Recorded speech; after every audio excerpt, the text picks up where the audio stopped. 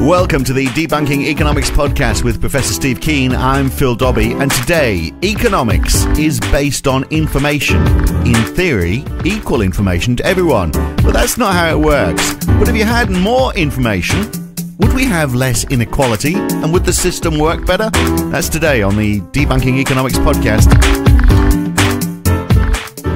Well, it is one of the flaws of pure economics, isn't it? That to have perfect competition, you need perfect information. That when you buy something, you should know the price of all competing products. When you buy shares in a company, you should know about the pros and cons of that investment as much as someone who works in that company knows. Everyone should have that information, and they should all have it at the same time, which is, of course, a crazy notion, but that is the basis of pure economics. So before we get your views on how important it is, Steve, that we perhaps should continually strive to get closer to perfect information, let's hear the views of Joe Stiglitz. First of all, he's a Nobel Prize winner, professor at Columbia University, who questions the ideas of rational decisions and utility, both things I'm sure that we'll get into in this conversation. But here he is, first of all. Well, for 200 years of modern economics, it was always assumed that information was perfect. Right. And not that people really believed it was perfect, but they didn't know how to incorporate imperfect information into the theories. And the hope was that the world with imperfect information would be very much like a world with perfect information. Right. But you know, in our everyday life, we're always struggling with the imperfections of information, and we know that they're very important. They consume us. You know, when you hire somebody, you worry about how good they're going to be. What we do conveys information from one side of the market to the other, right? And that because I know that and you know that, it affects our behavior. Right. So, for instance, you may want to go to school longer. Not just because you want to get more education, as valuable as that may be, but also you want to signal to your employer that you are more able and that you can get through those hurdles that are required, and so that you're conveying information. When the buyer of a used car knows that if he offers too low of a price, only guys who have cars that have lots of problems are going to be willing to sell it. So he starts to infer, if I offer too low of a price, I'm going to get a lousy car. So he acts on imperfect information. Exactly. And so one of the important applications of this is that, for instance, you may want to pay a worker more than the minimum amount that you need to get a worker, because if you pay a worker too little, you get a lower quality worker, he won't work as hard. Yeah. In the older theory, with perfect information, you never have to worry about incentives, you never have to worry about who you're hiring, because you know everything. Right. So he's basically saying, forget this idea that we all make rational decisions, and I guess also, you know, a bit of the utility theory becomes redundant as well, doesn't it? I mean, it's, you know, there is no such thing as perfect information. Well, first of all, I've got to say that Joe is one of the best of the mainstream, and his edition of asymmetric information is quite clever and insightful. So I'm not going to be knocking his work as I might Milton Friedman's work or even Paul Krugman's work. So Joe is one of the people that I regard as having made a major contribution within the constraints of the mainstream theory. But remember what he's talking about, perfect information. What economists mean by perfect information is not you know exactly where your coffee cup is, or in my particular case right now, you know where your remote control for the TV is, which we don't. Somehow we lost it 2 nights ago. We can't find the bloody thing in this small flat in Amsterdam. Back of the sofa. It's always in the back of the sofa. I tried. I found a €50 note. There was at least some that I couldn't find the damn controller. No, what they mean is perfect information about the future. We know what's going to happen in the future because we have perfect information. And this is even more extreme than what Keynes railed against back in the 1930s. One of my favourite phrases from Keynes, and I'll see if I can quote it without looking at it, was that I accuse the classical economic theory as being one of those pretty polite techniques appropriate for a well-panelled boardroom, which tries to deal with the present by abstraction from the fact that we know very little about the future, quote unquote.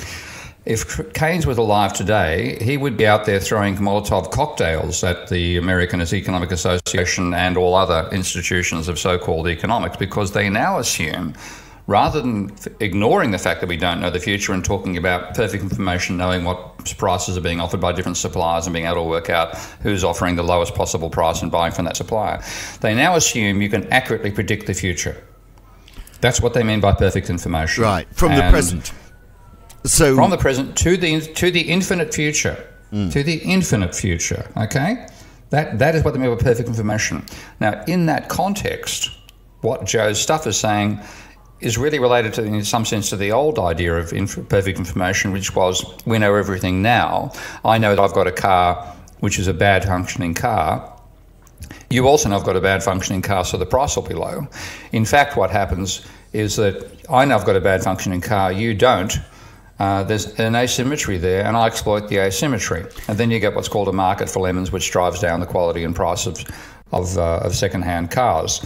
That's the sort of information Joe was talking about. But he is saying that if we had more perfect information, then the economy might perform better, isn't he? I mean, he's acknowledging the fact that it doesn't, because we don't have that perfect information. So we behave in ways which are not totally rational. And he gave that example. You might go to university not because you want to get a better education, but because you think it's going to help you get a better job and you're going to be able to pay more, get paid more. But which might be a very different reason. And the reason is because people are going to trust you more because you've been to university, rather than you actually have an ability to do the job any better. Yeah, and that's quite valid. I mean, I'm not going to knock that as an argument at all. It makes a lot of sense. But it's an embellishment of the old-fashioned idea of perfect information being knowledge about the present to high accuracy, saying, okay, well, in fact, there's not high accuracy. Different groups have got different amounts of information, and the information asymmetry is the source of the market not being in a perfect equilibrium. That's the sort of stuff Joe's talking about. What it's been borrowed for as well is to say, what it ignores fundamentally, pardon me, is we don't even have anything like decent information about the present. We have no information about the future. And why have I used the phrase information about the future? I got involved in a bit of heated correspondence with the then editor of the American Economic Association, AER, American Economic Review macro journal, when I submitted a paper of mine, which, by the way, I now know has a stock flow inconsistency in it, so I'm not going to defend the paper all that much. I've since improved the model behind it, of course. I submitted a paper modelling Minsky with price dynamics as well. And he wrote back to me saying he was going to reject my paper unrefereed because he really liked the verbal explanation of Minsky's hypothesis, but he wanted to see an argument about how markets cleared and that sort of thing. And I just basically went for the jugular, as you know I can do. And in the middle of the fight, he came out with the phrase, and I quote, "What if they get more information about the future? How would that change things?" Now, there's somebody talking about information about the future as if it actually exists. And this is what hasn't been directed by Joe's comments, because there is this, because of the whole idea of perfect this and perfect that, which is just abounds in neoclassical theory, all these pejorative terms in what they call a value-free science. Because of this idea of perfect information was so much a background of their thinking about this idea of perfect competition and maximum welfare, yada, yada, yada. It was so easy for them to fall into extrapolating that into the future and saying, well, if we all have the same model of the economy, and that model of the economy accurately describes the economy, then we all use that model to be able to say exactly what's going to happen if something happens in the economy today and predict its future consequences. Therefore, we know the future. Now, that is called rational expectations. And that is the greatest load of quad swallop that's ever been foisted upon the Australian human population, with the possible exception. No, I'm sorry, I think it's probably first place. Well, okay, but what... Maybe religion, but... well, we really don't want to go there. We don't want to go there, no. But, I mean, what if you make changes today in the availability of information, and that does, will drive change in the future? You might not know how it's going to drive change in the future, but say, for example, we know, and this is part of the reason I wanted to talk about this, in the news a lot lately, there's been a lot of discussion about gender pay gaps. And similarly, you know how much the BBC is paying presenters, like, for example, John Humphreys, who does a radio show, gets paid £600,000 a year.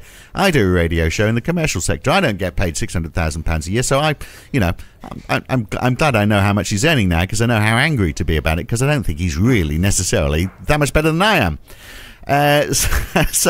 But having that information obviously influences, for example, the way that should influence the way BBC operates and the way the broadcast industry operates. And if you had the same information available in all industries, it might change behaviour as well. And similarly, if we knew how much government spends on various projects, and we didn't have stuff which is commercial in confidence, why shouldn't I know, for example, how much a supplier is getting paid by the government to do a particular job? I mean, that supplier might be a little bit upset. But if they provide that, but if they don't want that information to be available because they think it's going to impede their ability to charge more to other suppliers, don't supply to the government.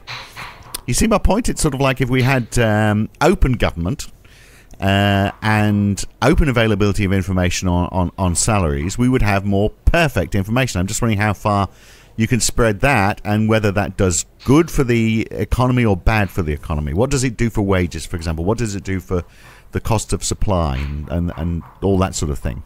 How good an actor do you think Bruce Willis is? I think he's certainly not worth what he's getting paid. Exactly. And the whole reason that Hollywood salaries are outrageous as they are is that Bruce Willis, I've forgotten which particular movie it was, one of his movies, he demanded Die Hard. He demanded he went from sort of 2 million to 20 million. And we know that is just under $20 million too much for Bruce Willis. But look, there's a lot more to that discussion with Steve Keen. It carries on for another 20 minutes or so. And if you want to hear it in full, then you need to subscribe to this podcast. And you can do that in one of two ways. You can go to debunkingeconomics.com, and on the website there, you can pick one of the subscription plans on the right-hand side of the website.